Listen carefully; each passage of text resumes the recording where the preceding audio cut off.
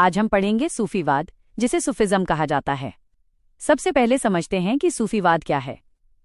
सूफीवाद इस्लाम के अंदर एक मिस्टिकल और स्पिरिचुअल ट्रेडिशन है, जिसमें ईश्वर से जुड़ने के लिए बाहरी दिखावे या कठोर नियमों की जगह इनर प्यूरिफिकेशन यानी आत्मा की शुद्धि और लव ऑफ गॉड पर जोर दिया जाता है। इसका मुख्य उद्देश्य होता है स्पिरिचुअल डिसिप्लिन के जरिए ईश्वर से यूनियन यानी एकता प्राप्त करना। अब सूफीवाद की ओरिजिन और इंडिया में एंट्री समझिए। सूफीवाद की शुरुआत वेस्ट एशिया में हुई थी, शुरुआती इस्लामिक पीरियड में। भारत में ये मुख्य रूप से 11वीं से 13वीं शताब्दी के बीच आया। ये बहुत तेजी से फैल गया क्योंकि इसके टीचिंग सिंपल थी, इसमें शांति और बराबरी का संदेश था और ये आम जनता के लिए ज्यादा आकर्षक था। अब सूफीवाद की कोर टीचिंग्स याद रखिए। सूफी मानते हैं कि ईश्वर एक है, जिसे तौहीद कहा जाता है। इसमें इश्क यानी ईश्वर से प्रेम, डिवोशन, मेडिटेशन और मानवता की सेवा पर जोर दिया जाता है। सूफी संत धार्मिक कट्टरता और कठोर रिचुअलिज्म का विरोध करते थे। इनका मानना था कि असली धर्म बाहरी नियमों में नहीं, बल्कि इनर फेथ यानी अंदर की श्रद्धा में होता है। अब कुछ इंपॉर्टेंट टर्म्स जो यूपीएससी में बहुत काम आते हैं।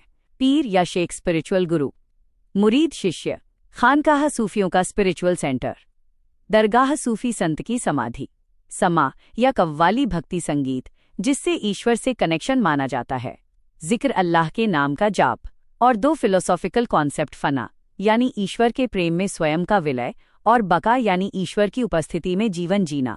अब भारत में सूफीवाद की प्रमुख सिलसिले यानी ऑर्डर्स समझिए। सबसे लोकप्रिय था चिश्ती सिलसिला। यह सादगी और प्रेम के लिए प्रसिद्ध था और राजनीति से दूर रहता था। इसके प्रमुख संत थे ख्वाजा मोइनुद्दीन चिश्ती, अजमेर, और निजामुद्दीन औलिया, दिल्ली। दूसरा था सुहरावर्दी सिलसिला, जो शासकों के ज्यादा करीब था। इसके प्रमुख संत थे बहाउद्दीन जकरिया, मुल्तान। तीसरा कादरी सिलसिला, जो आम जनता में लोकप्रिय था। और चौथा नक्शबंदी सिलसिला, जो ज्यादा ऑर्थोडॉक्स था और शरिया पर जोर देता था। अब सूफीवाद का भारतीय समाज पर योगदान देखिए। इसने कम्युनल हार्मनी, टॉलरेंस और भाईचारे को बढ़ावा दिया। इसने जाति बाधाओं को कमजोर किया और यूनिवर्सल ब्रदरहुड का संदेश दिया। दरगाहें चैरिटी, लंगर और सामाजिक एकता के केंद्र बन गईं।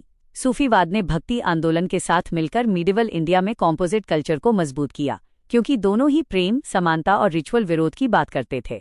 आज भी कई सूफी साइट्स एएसआई द्वारा प्रोटेक्टेड हैं और हेरिटेज टूरिज्म तथा कल्चरल फेस्टिवल्स में इन्हें प्रमोट किया जाता है।